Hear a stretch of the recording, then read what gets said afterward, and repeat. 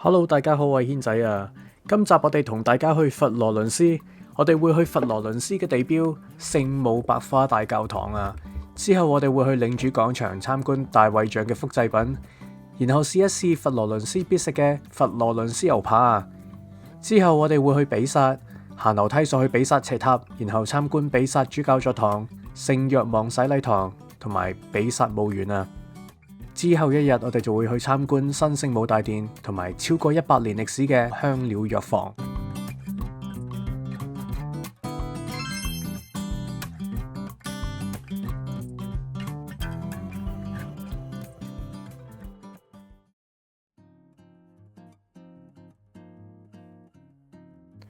我哋喺羅馬嘅 Roma Termini 火車站出發，我哋個位喺2號車卡 Business Class， 一排有3個位。一邊有1個，另外一邊有2個。座位有一張台，下邊仲可以踏腳，仲有垃圾桶，同埋可以叉電。個窗下邊仲有個掣，可以控制個窗簾上落。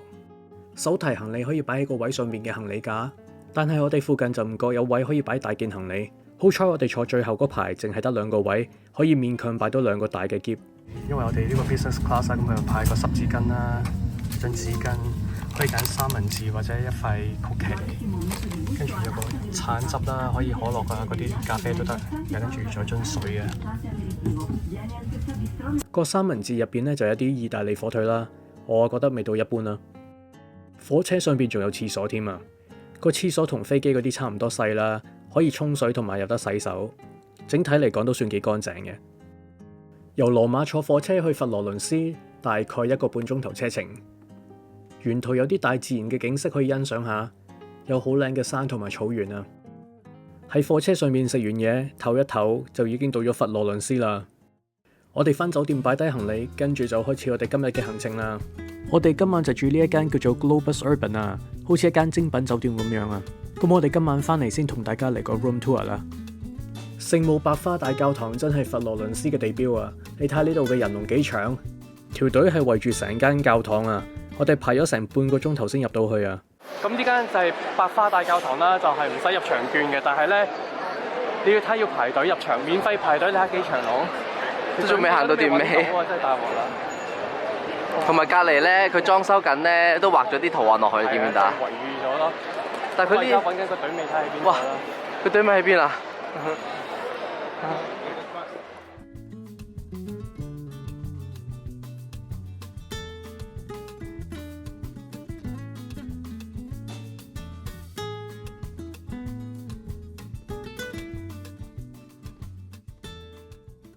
呢度係有2條隊嘅，呢一邊咧就係上邊個 dome 啦，就係要俾錢嘅。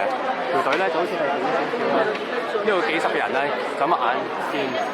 但係我哋呢條隊咧就又係免費入場嗰間教堂入邊咧，就我諗呢度超過100人都有㗎啦。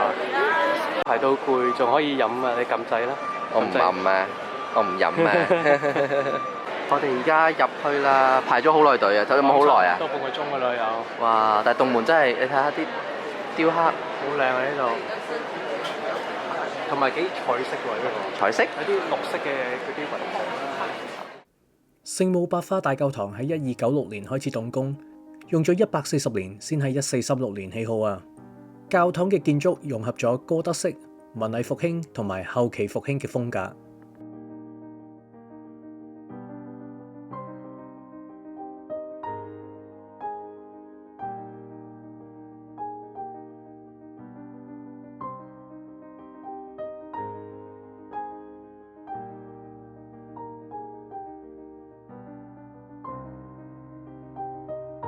最壯觀嘅部分就係呢間教堂嘅圓頂啊！佢係世界上最大冇支架撐住嘅石砌圓頂嚟㗎。圓頂嘅壁畫嘅主題就係最後審判，上面你會見到耶穌同埋其他聖人，而下面咧你就會見到地獄嘅情景啊！教堂入邊你會見到一個好似怪怪地嘅鐘，呢一個鐘係使用古老嘅意大利時制，即係一日唔係午夜結束，而係日落嘅時候結束，而且係逆時針方向咁行㗎。下邊仲有個 gift shop 嘅，好細個 gift shop。我買咗幅畫，又買一幅畫，軒仔。開博物館㗎就可以。就係喺佢屋企開博物館㗎就嚟。呢個就係呢間教堂嘅，好似有啲似設計圖嘅圖或者藍圖嘅嘢，好多字喺隔離㗎。幾靚喎呢個，啲字真係好靚㗎。意大利啲字咧全部都好靚啊，真係。參觀完教堂係時候食 lunch 啦。我哋今日就嚟呢間餐廳試下佛羅倫斯最出名嘅佛羅倫斯牛扒。我哋揀呢間餐廳，因為佢喺 Google 都有4.5粒星啊。餐廳入邊嘅裝修有種好古舊嘅感覺啊。我哋去嘅時候入邊好似冇乜客人，但係有幾台都係亞洲人嚟嘅。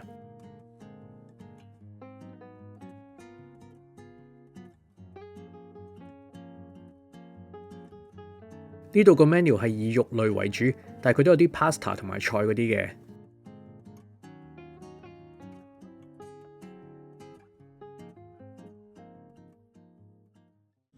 咁我哋叫咗呢個佛羅倫斯牛扒啦。咁佢呢個咧就係最少咧就1.2K 嘅，呢個係 tenderloin 嚟嘅，好似係咪？咁佢係斷磅計嘅咩？呢個咧就係龍蝦意粉啦。佢仲叫咗個呢個雜菜啦。咁呢個牛扒已經切開咗㗎啦，已經佢做個 sauce 喺度。佢個牛扒聞落去就好香，但係我覺得同我哋之前幾日食嗰啲好似仲好味啲喎。係啊，同埋佢有啲偏生我覺得。係啊，呢個有啲偏生，同埋食落去嘅口感真係一般，我覺得呢個。但係呢個係好出名嘅喎，佛羅倫斯。可能我哋嘅 expectation 太高，其實佢唔難食。但可能呢間我唔知係咪有啲間 Google review 2萬幾。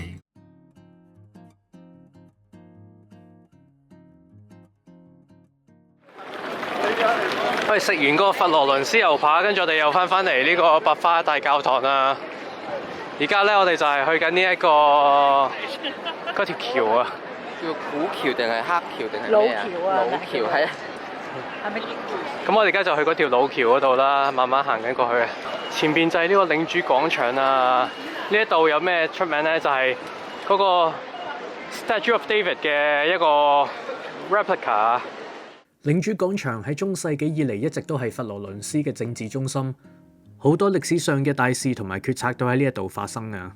領主廣場就好似一個戶外嘅美術館，呢一度除咗可以見到大衛像嘅複製品，仲可以見到好多件文藝復興時期嘅重要雕塑啊！去完領主廣場之後，我哋就嚟咗呢個老橋啊！老橋係佛羅倫斯最有名嘅橋啊！呢一條橋係喺阿爾洛河上邊唯一一條喺第2次世界大戰之中冇被炸毀嘅橋啊！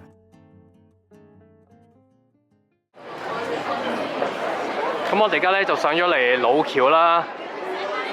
呢度其實上邊係兩邊都係鋪頭嚟㗎，亦都係賣金器喎呢度。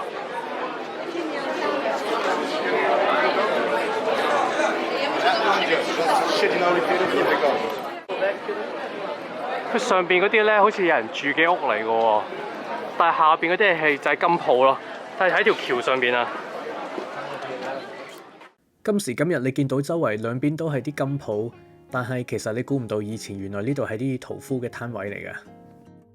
去完老橋之後，我哋就去食 tiramisu 啊！呢一間鋪頭係有好多款唔同味道嘅 tiramisu 啊！嚟到意大利終於食到 tiramisu 啦。咁呢個咧係我叫咗士多啤梨味，一個係 pistachio 味。咁呢個品牌咧係連鎖店嚟嘅，但係佢都好出名㗎。係咪我哋食過嗰個嚟？好似有啲手面啊。應該唔係。我係淨係好多人都係好多間都係用咩盒㗎？係啊。我呢個開心果，呢個就係士多啤梨。跟住我媽叫咗一個係 classic 嘅佢嗰個。classic 啊，真係好 classic 嘅樣。佢好香濃士多啤梨嘅味道啦，但係又唔係好甜啊。跟住佢啲個底係好腍啊，好味道啊呢個。啲 cream 咧又個 texture 啱啱好啊。係啊，你睇下佢個有兩層呢個咩蛋糕底同埋 cream。佢呢個 pistachio 味啲 cream 真係 pistachio cream 㗎。好味啊呢個。食飽之後，我哋就準備搭火車去比薩啦。唔知點解我哋啲火車成日都係喺最遠嘅月台嗰度啊！我仲以為有好多人搭火車去比薩，但係點知架火車比我想象中空喎。由佛羅倫斯搭火車去比薩，大概1個鐘頭車程。喺火車上邊休息下，睇下風景，好快就到啦。咁我哋就搭巴士去呢個比薩斜塔啦。個巴士站就喺個火車站前邊。咁上車之前用信用卡拍一下就得㗎啦。咁我哋啱啱咧就喺 Pisa 嗰個 Central Station 咧搭咗9分鐘巴士嚟到呢一個比薩斜塔呢度啊！以前有咁多嘢嘅咩門口？我哋之前好似唔係呢個地方入嚟，我哋之前有車站行嚟嘅，比較遠啊，行半個鐘度。係啊，但係見得更加多嘅嘢。今次諗住，因為同埋啲屋企人嚟就諗住搭巴士行咁多路啦。咁我哋而家咧喺巴士落咗車咧就係呢一度啦，呢一度咧就係個聖洗祠啦，嗰間教堂啦，跟住咧呢度就係個斜塔啦，仲有間博物館啊，洗手間呢一度。咁我哋咧今日咧我哋就買一個套票咧就會去睇下去得幾多地方啦，我哋會去嗰個塔先嘅。咁我就預先上網買咗一個套票係27歐嘅。買套票嘅時候咧就可以訂埋上去個比薩斜塔嘅時間啦，其他建築物就唔使訂時間嘅。哇！好斜啊呢度！哇！呢度咧真係好多人嚟行過，連個樓梯咧都行到凹咗啊！你哥，你上2樓未咧？而家我都好想知啊！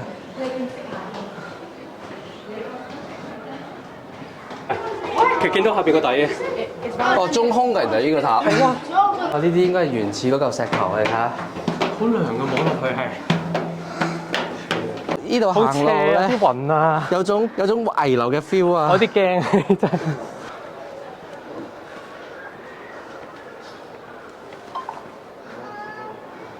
其實真係好難解釋，但係其實佢真係歪㗎。我唔知係我行得太多樓梯上嚟啊，定係因為呢度斜，所以而家暈暈地。喘晒氣。比我想象中好，即係快可以上到嚟咯。係啊係啊係。但係都係辛苦嘅。咁你覺得值唔值得上嚟啊？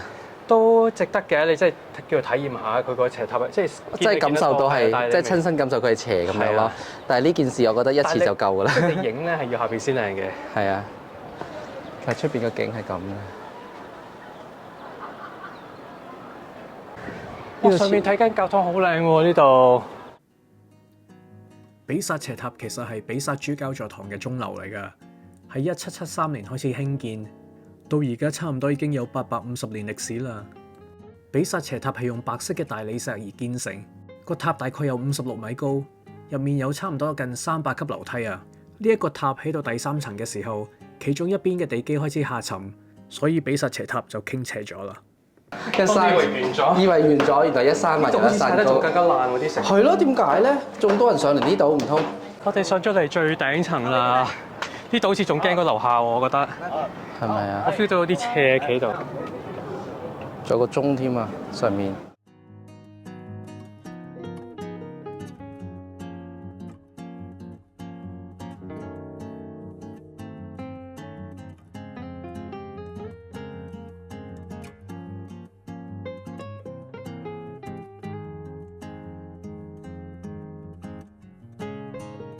上個塔嘅時候辛苦，落嚟都辛苦啊。S 先生同我姨都話啲風吹嘅時候 feel 到個塔喐啊，但係我就 feel 唔到啦。斜塔呢度有廁所啦，如果你冇入場券咧就要俾1歐嘅，但係我哋因為買咗上塔嗰個入場券咧，咁就咁 scan 個 ticket 咧就可以。係啊，呢度寫咗 included in any pay ticket 啊，咁就可以去廁所啦。係啊，同埋咧佢呢度有時間嘅個廁所。啊，舒服晒！我哋喺歐洲去旅行咧就成日都有飲料嘅啫。係呢啲先係人性化噶嘛，因為要慳錢。係啊 ，ticket 唔捨得俾要包廁所。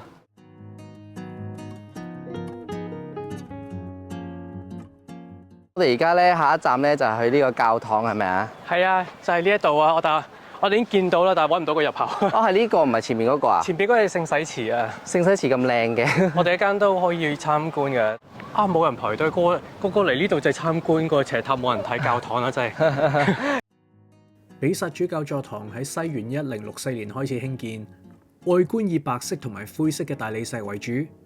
根據一啲傳說，科學家伽利略年輕嘅時候就喺呢間教堂入邊見到啲吊燈喺度喐下喐下，啟發咗佢對鐘擺嘅研究啊！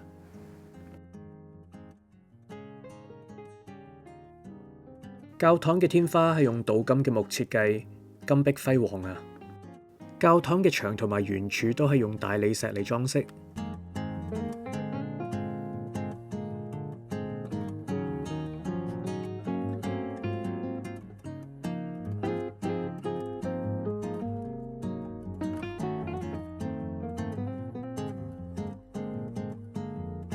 睇完呢一間咁靚嘅比薩主教座堂，我哋就去隔離聖若望洗禮堂。呢一個係成個宗教建築群中最古老嘅部分之一。都嚟呢個聖西祠好凍啊，我覺得。哇！第一次入嚟呢度咋？哇！呢度入邊都好咩咧？做2樓嘅幾高。係咯，哦，但係都幾中空嘅感覺上。洗禮堂嘅圓形設計係代表住重生同埋永恆啊！呢一個13世紀建成嘅讀經台係呢一度嘅主要藝術品之一啊！呢一度嘅設計都係以白色大理石為主。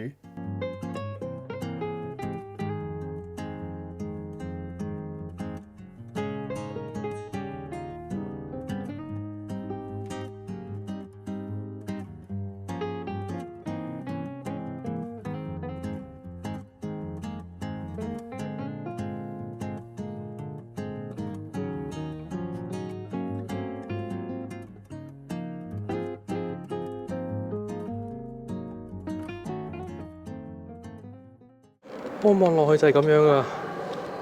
見到聖西祠入邊喺呢度，都幾深㗎喎，好似有成米幾深啊！好似。外邊呢度有個城牆㗎喎，一上到去個人喺上面㗎喎。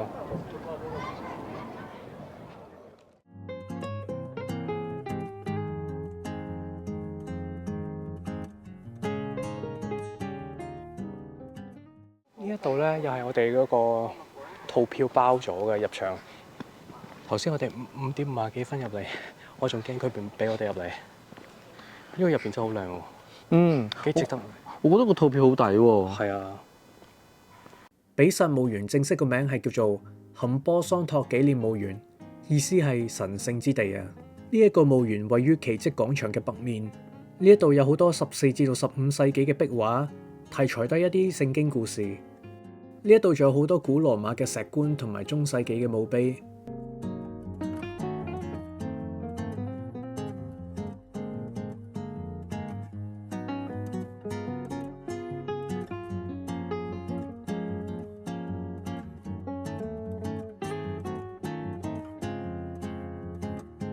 我哋呢個套票仲包一個博物館，睇完我哋就搭巴士返去車站啦。我哋搭巴士嘅時候，啱啱係太陽落山啊，出邊個景幾靚。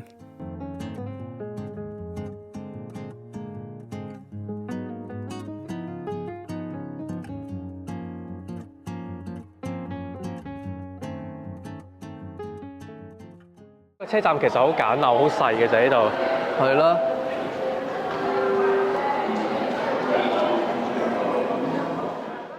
我哋仲未夠鐘搭火車返去佛羅倫斯啊，咁我哋就喺度食個麥當勞先啦。我諗住叫一個淨係意大利先有嘅包，點知食落去都好似冇乜特別。最得意都係呢杯汽水啊，連個杯蓋都係用紙做㗎。食完麥當勞，我哋就搭火車返去佛羅倫斯啦。返去嗰程架火車都係冇乜人啊。返到去好似有啲餓，咁我哋就揾咗間餐廳啊。我哋晚餐再食多一次牛扒。佢都30幾歐喎，呢個係 strip loin 係咪啊？牛扒點樣啊？幾好味喎！呢個我覺得好味過今朝嗰個佛羅倫斯牛扒，係咪啊？但係呢個唔係鐵板上喎，我見隔離台有啲係鐵板上。即係佢嗰個真正出名嗰個佛羅倫斯牛扒就鐵板上嘅，好大塊嘅，我見到。同埋嗰個黑椒粒咧，跟住啲味道辣一定幾好味。食飽我哋就行路返酒店啦。咁我哋間房咧係一個 apartment 嚟嘅，因為佢 upgrade 咗，佢冇3人房啊。食緊錄影喎，大佬。哦。幾大喎？點樣開燈啊？哇！好似去咗 Airbnb 咯，其實我想講。哇！真係廚房㗎喎。入到嚟呢度咧係張 sofa 床嚟嘅，一個雙人床嚟嘅。哦。跟住呢度有張凳咁樣攤喺度咯。如果住幾日係幾得意喎，不過我哋住一晚，聽日就走㗎啦。唔知佢會俾翻同一個我哋咧？係啦，哇！呢啲係咪要錢啊？要錢嘅。我呢度有洗手液啊，嗰啲洗碗嘢都有喎，即係成個廚房有個保險箱喺入邊添喎。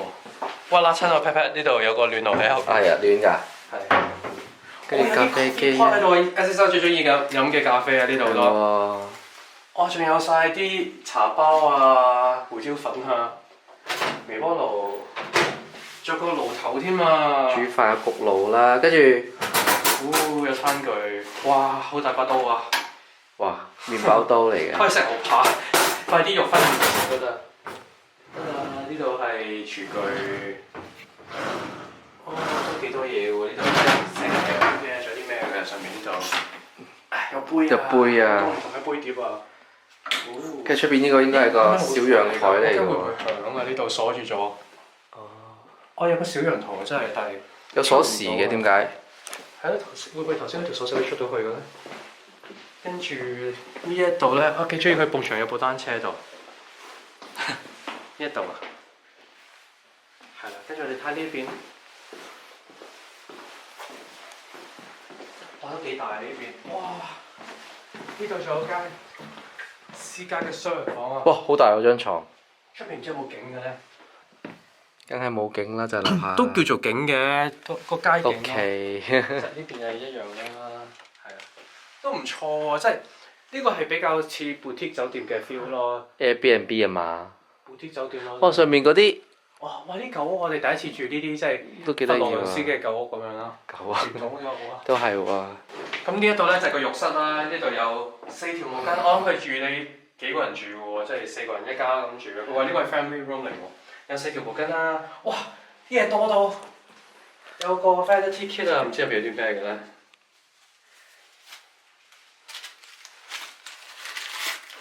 哦，啲 shower cap 啊 ，sewing kit 啊，vanity kit。跟住有啲沖涼番梘啊，都有好多4人份喎，全部都係。都算幾多嘢喎，即係佢呢啲咁嘅 boutique hotel 真係都幾細心啊，幾多嘢。跟住呢度就係個企浴咁樣，入邊仲有張沖涼液。後邊就係個暖爐毛巾架咁樣啦。係啦，跟住呢度仲有拖鞋添喎。哦，呢度全部員工嗰啲都好禮貌啊。頭先嗰人帶埋我哋上嚟啊，咁我哋入咗 lift 啦，佢叫我哋上1樓啦，跟住佢已經自己行樓梯，一開門喺1樓等緊我哋，好搞笑。The following day，呢個窗係可以打開㗎，睇下朝頭早出邊個景。呢一間酒店係一個古老嘅建築物入邊，酒店自助餐嗰間餐廳入邊嗰埲牆，好似係充滿歷史感㗎嘛。呢一間餐廳嘅地方就唔係好大，同埋食物嘅選擇都唔係好多，有麵包啊、煙肉啊、炒蛋啊同埋生果咁啊。呢一度除咗果汁之外，如果你想要杯 cappuccino，個 staff 會即刻沖俾你添啊！個喐嚟幾得意喎，呢個係啊，膠樽嚟嘅其實，同埋佢嘅 cappuccino 拉花佢即時沖俾你嘅，好似係啊，呢個吸棘仔都幾得意。咁我哋食嘢先啦。我哋食下早餐，跟住個員工拎咗份禮物俾我哋啊。係啊，寫住咩我唔知。哦 gracias 啊 ，thank you 啊，thank you very much 應該係。呢度有寫 thank you。幾一個貼心嘅。小貼心係咪啊？曲奇啊，餅乾 snack。好似舉張紙喎。佢介紹呢度啲食物啊，嗰啲餅仔啊。哦，幾得意喎。係咯，有幾多塊啊？都唔少啊，有1、2、3、4塊。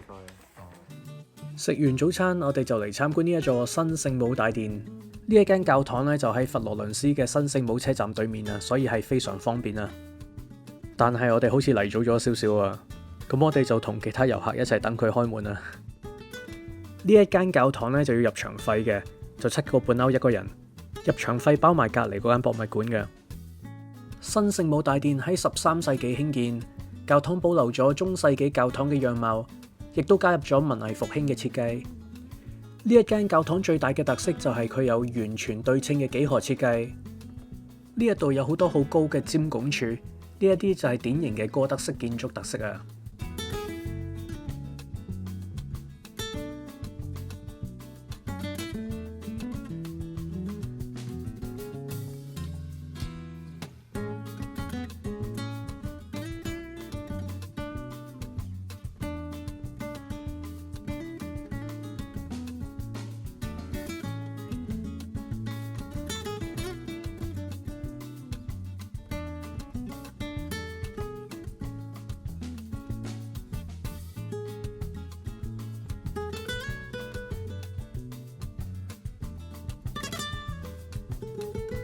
參觀完教堂，記住行埋隔離間博物館啊！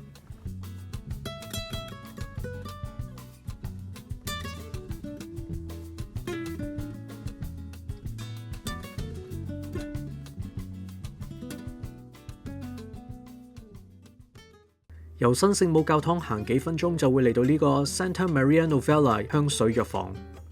呢一度嘅歷史可以追溯到13世紀，當時嘅道明會修士喺修道院裏邊嘅藥草園裏邊種植啲草藥，為修會同埋市民製造藥物。藥房喺1612年正式對外開放，呢一度被公認為係世界上仍然在營業中歷史最悠久嘅藥房之一。好多產品都係根據幾百年前啲修士嘅草藥知識嚟整㗎。呢度好多蠟燭啊！我頭先入到嚟咧，聞到呢度好香啊！嗰陣嗰啲香番梘嘅味道喎。哇！天花幾靚！呢個其實係一個係即係古舊嘅 building，所以好靚入邊呢度。呢好似一啲香包啦，有好多 cream 喺呢度。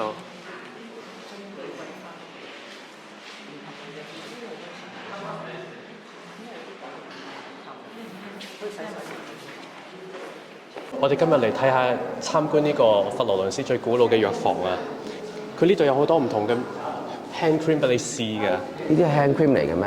我估係 hand cream 啦，係 cream 啦，總之就係、佢味道幾淡，我啱啱試咗啲。其實佢有好多種味道㗎，佢有個自己嘅味道㗎。佢真係好舒服㗎，佢一搽完咧隻手真係幾秒就吸收晒㗎。咁有冇價錢牌啊？不過佢價錢唔喺呢一度，我諗係咪喺出邊嗰度啊？呢一度咧有好多唔同嘅呢啲好似番梘啊嘛。好香嘅有啲，佢掛喺個衣櫥嗰度啦。咁你等你可以成個衣櫥都好香嘅。佢啲味道香得嚟又唔係太濃，即係有啲藥草味嘅有啲。呢個咪玫瑰花味嘅試下。你聞下。哇！呢個幾香喎，呢個淡淡地花味啊。係啊。啲蠟燭啲味道係比較濃啲，我覺得。因為佢要燒出嚟有香味，係咪因為？頭先我哋問過嗰個員工啦，佢話咧拎起呢嚿嘢就可以聞個味道㗎。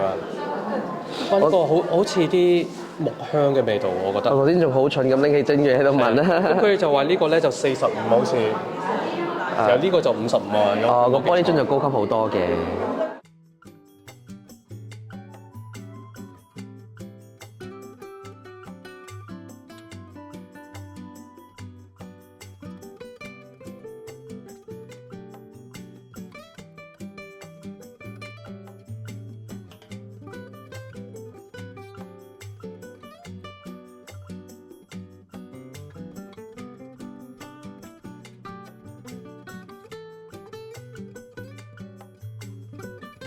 我就買咗呢一樽可以搽面同埋搽身嘅蘆薈 gel 30歐，佢係吸收得幾快同埋幾舒服嘅，但係抵唔抵就見仁見智啦。下一集我哋會去到威尼斯，坐貢多拉遊運河，感受下水都嘅浪漫氣氛啊！走入聖馬可大教堂，欣賞佢嘅宏偉建築，仲會去試下一間好有名嘅過百年歷史嘅咖啡店啊！夜晚就住喺一間喺運河旁邊嘅酒店，記得唔好錯過啊！下一集再見啦，拜拜。